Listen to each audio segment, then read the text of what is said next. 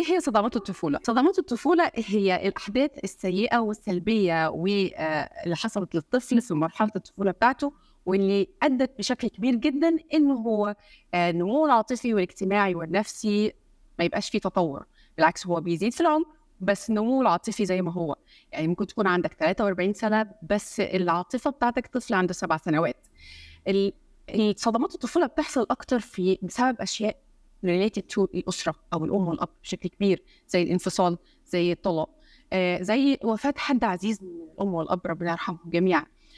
ممكن زي جو المدرسة حصل فيها تنمر، حصل فيها تجربة سيئة جدًا وقت ما أنت بتتعلم شيء معين زي مثلًا اللغات أو العلوم. هل صدمات الطفولة بتستمر طول العمر؟ دي حقيقة، وده بيبان إزاي؟ بيبان لمّا أنت ما بتبقاش عارف تحل مشاكلك في الوقت الحالي. ليه؟ لأن تخيل معايا كده إن شخص عنده 43 سنة، 50 سنة يقود مراهق عنده 13 سنة، هل هيمشي الاتنين؟ أكيد لأ.